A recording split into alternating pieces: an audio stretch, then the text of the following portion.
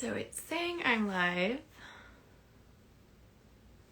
This is always like the awkward part where you're waiting for people to join. Hi, everybody. Welcome. Wednesday morning, 11:30 in Central Time, 9:30 Pacific. I just broke my nail. I'm kind of bummed. I'm waiting for Michelle Romero to join. But I wanted to quickly say hey and thanks for joining. So today we're going to be talking about sorry, I'm reading all the comments. Shirt, Kohl's, this is mine, and we'll get into it. This is a Be Conscious t-shirt. I will be donating my proceeds to Green for All, which we are talking with the National Director of Green for All today, and she will get into about Green for All and its impact and what they stand for. So here, hold on one second. Hopefully this will work. Hi. Hi, how are you? I'm good. How are you? Good. We did it. We connected. I know. It's like always touch and go. Is this going to work? Is it not going to work? Yeah. Well, I'm good. I'm glad to be here, and thanks for having me on. Thank you so much for joining. I'm really excited, and I love everything that you guys are doing. I was just people are asking about my shirt, my Be Conscious shirt, which I was saying that all of the proceeds I will be donating personally towards Green for All. And I thought that you could speak a little bit about that, but just really fast so everyone gets to know who you are. This is Michelle Romero, who is the National Director of Green for All, which is an initiative of Dream Corps. And that is also a very cool nonprofit that we could also talk a little bit about too. Yeah. Well, I was just going to say, thank you so much. I think I saw the new line at Kohl's, the Now and Jen line, and it's so cute. And so I just thought I was really excited when you asked to be a part of it and, have the proceeds go to Green for All. I just really appreciate the support, and I'm excited to talk today about, just sort of like how we make this transition to a more clean economy, one that works for everyone. Especially in light of, all of the racial justice protests and things like that about, how do we learn from this pandemic, how we can build a better future. Yeah, exactly. So I think people following along have known that I talk a lot about nature. I talk a lot about the environment. And Michelle and I were talking earlier, and for the first part, until I was 13, I grew up in the Bay Area, and a lot of my family, my dad, uncles, aunts, grandparents all went to Berkeley. I thought I was going to go to Berkeley, and we grew up with like tree hugger, hippie kind of vibe. And I ended up moving to Montana and Idaho because my dad really wanted us to be in nature and like kind of live off the land sort of thing. And so I've always looked at environmentalism and nature and the environment with a certain type of lens, like a tree hugger kind of lens, like let's just all be one and with nature, and like we need to be careful of the environment. And I think that's where this last year I've been doing a deep dive with environmentalism, and then especially now with Black Lives Matter, I've really have sort of taken a step back to re-examine my relationship with nature and understand that there is a huge connection between climate change and Black and brown communities and how they intersect. And it's something that I had no idea how inextricably linked they were. Yeah. And I think this is where you guys come in, and why I feel so inspired by Green for All and all the work that you guys are doing. And I don't know if you want to speak a little bit to that and explain. Yeah, I mean, I'd love to. I would say you're not the only one, for sure. I'm Mexican-American and German, so I'm half Mexican, half German. And I had a similar view of the environmental movement. I thought, you hear a lot about save the whales, save the polar bears, the ice caps melting. There's not a lot of people in that picture. And so I sort of had this same idea, coming out of college. I was working on racial justice issues and voting rights and immigration and all sorts of things that were affecting the Latino community. And I thought the environmental stuff was just like you said, we're sort of white hippie tree huggers. Yeah. And it's not like that at all. I mean, luckily I had a chance to sort of come to Green for All. I had a friend who was working here who basically asked me to come and help her run campaigns. I'd been sort of policy advocate and change maker for a while, and she knew what I could do skill wise, but I had to say to her, I don't know if I'm super passionate about the environmental issues. I didn't see sort of the place for people who looked like me in the movement. And I will say in my very first month at Green for all of that changed.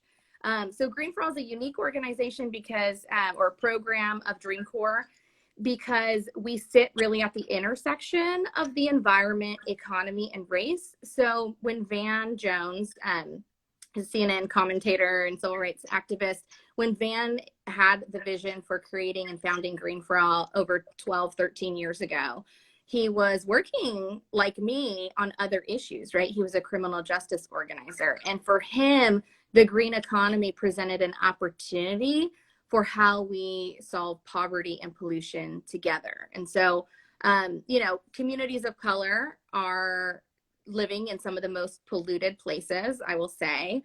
When I say to you that my first month changed everything, it was because I was on the ground in Flint, Michigan, hearing from moms who couldn't even bathe their kids in the bath water because their skin would crack and bleed, right? I mean, that's even more than lead poisoning. And just sitting there and realizing that it was Black moms and it was a lot of poor people, right, in that community, and that played a role in people not caring about Flint, right? And Flint wasn't even the first. Flint's not even the worst Right.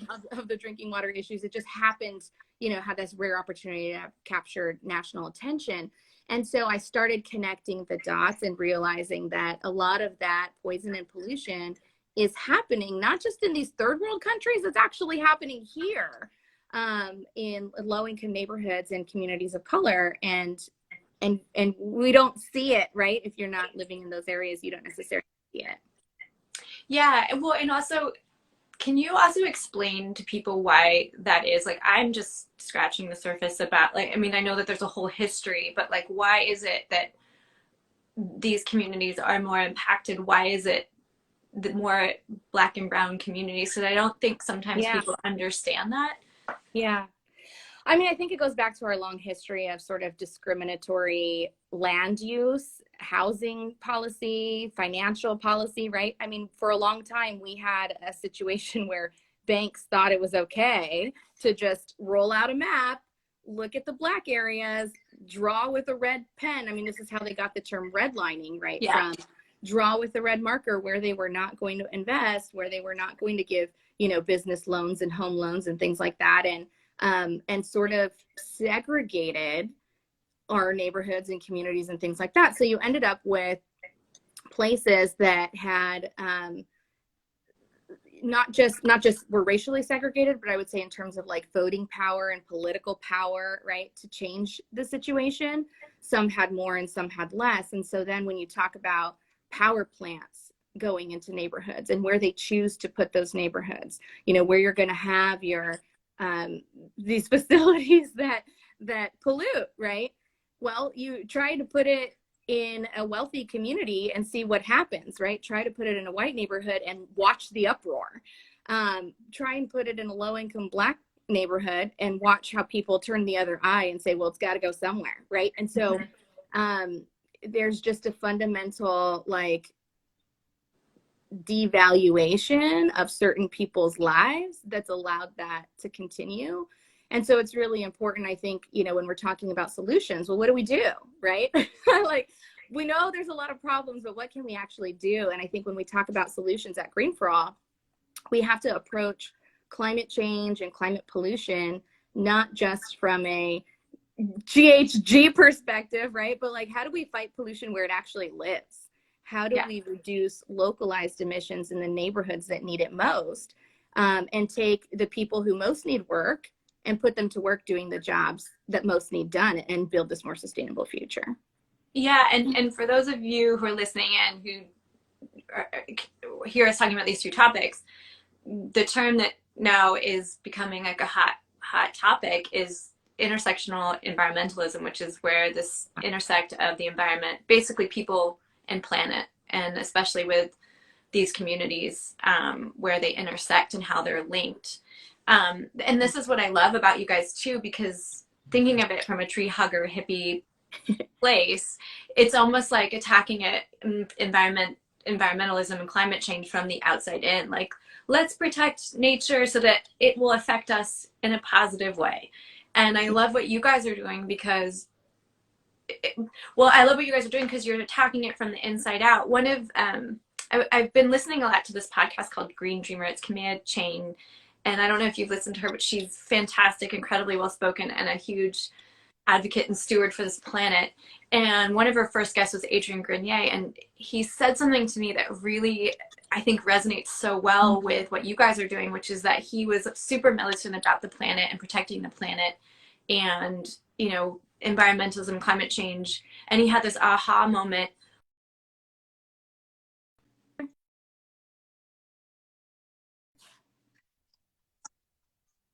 And he realized the planet was here before us and it'll be here after us. Mm-hmm. So it's the people. How are we going to tackle it from the inside out, which is what you guys are doing. And I would love for you to explain how you are doing it, because I you can explain it so much better than I can, but I love your approach and I love your angle of attack.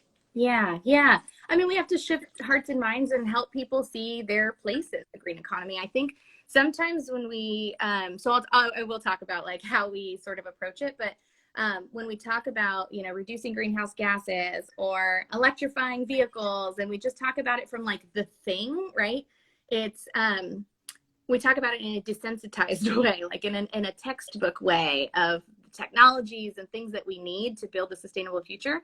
But when we talk about it about, you know, how can people, rural farm worker towns, right, be able to use clean transportation and electric ride shares and things like that to help reach the nearest hospital, which in many places is hours away, right? And some of these places that are the most polluted, right? How do we help bring low-income home weatherization and energy efficiency and solar and electric vehicles and all of that kind of stuff into those neighborhoods to lift up those communities and also reduce people's energy bills, right? Help them actually make ends meet, like address today's challenges as much cleaner as air for them tomorrow. As well. Exactly. Yeah. So Green for All has a fuel change campaign where we are working to increase the deployment of clean cars, trucks, and vehicles in underserved neighborhoods. We've also been doing a lot of work on public transportation. I don't, if anyone's been following, where, you know, states are having a huge budget crisis, obviously, with all of the economic shutdowns that have come from COVID. And so we really need federal dollars to flow to protect basic public transportation. You know, a lot of folks who depend on it to reach essential jobs, to reach healthcare, grocery stores, et cetera. And that is a big part too of, you know, protecting that is a big part of keeping emissions low, mass transportation. The other piece is, you know, thinking about people right now who are sheltering in place and spending a lot more time at home. Is it safe to be at home? You know, we're weathering the same storms, but we're not in the same boat. And so some of the housing, you know, low-income housing doesn't have proper insulation or has old HVAC units, you know, so just to use your AC in the summer or to use your heater in the winter can spike your energy bill because you've got to have it cranked up at full blast just to barely feel cool in your house, right? Because they just don't work very well. So, you know, so we're looking at energy efficiency and doing more around weatherizing people's homes and bringing clean energy to the people who are struggling now. That's amazing. Mm-hmm. Yeah. So what, with all of that, like what can we do now? Like, what is it that's something that we can do to support those impacted first and worst? Yeah. So in terms of, you know, how are we going to make this transition to a clean economy? We need the federal government to really understand that the trillions of dollars that they're going to need to spend just to rebuild our economy need to be put toward building a green economy, right? That's not a given. We know the politics are really tough right now, and not everyone supports, investing in, more clean and renewable energy and that sort of thing. So we need to make sure that they know our recovery has to be a green recovery, and it also has to be a fair recovery. We need to make sure that jobs and contracts are going, not just generally creating jobs, but like, how do we make sure that people coming out of prison have access to jobs? How do we make sure that, people who've been laid off and let go, or who might be impacted by the transition away from fossil fuels because they've been working in fossil fuel jobs, right? How do we make sure that there's pathways for them into the clean economy and to be part of that? So if you follow, I would say the one thing that you can do for folks who are watching is follow Green for All. You can follow us on Instagram and Facebook, and we're on Twitter, and sign up for our list. So we regularly engage with our supporters to let folks know what they can do, when they can do it, when it'll make a difference. And so you can do that at greenforall.org/join and check out more about our campaigns and everything. But there is going to be an action coming up soon to make sure that we're letting members of Congress know this recovery has to be a fair and green recovery. Yeah, so, absolutely. Get on the list so you can get that action alert. And feel free to buy a t-shirt from Kohl's to help support this as well. Yes. I'm so excited. There's the, yes. Like, I have to go back and buy the one, the blazer with the cute little like high waist shorts. Yeah. I love that. Yeah. But yes, and check out obviously the shirt for sure, and support our work that way as well. Yeah. And I would say, I think more and more as people like you and brands are looking to, connect with nonprofits and things like that, be thinking about that. Yeah. What products you're buying and stuff, and who they're supporting. Yeah, absolutely. I mean, I really, I think learning more about you guys, and the more that I read and dig, like, I love that you stand for green for all, not for some. And I think that's the biggest thing, is that we buy blindly, not realizing who it's impacting, and not, realizing that climate change, it affects others. It can affect the brown and black communities first, and we have to make it green for all, essentially. And I love that that's what we stand for. It's not green for some, it's green for all. And we need to make sure to do our part and do the research, and ask questions. And I think that's what's so great about you guys and your resources. I also, our September book club read actually is a book about the environment and environmentalism too, if anyone wants to join along too and get a perspective of different communities and how they live and how the environment impacts their lives as well. It's called Tales of Two Planets, which is also super fascinating, and how climate change impacts our most vulnerable communities around the world.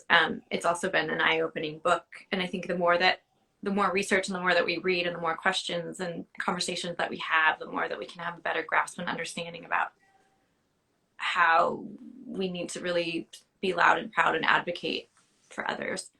Yeah, definitely. Well, I super appreciate, this conversation as sort of like an entry into that. I think we just need to ask those questions, like, how are these things related, and what can we do?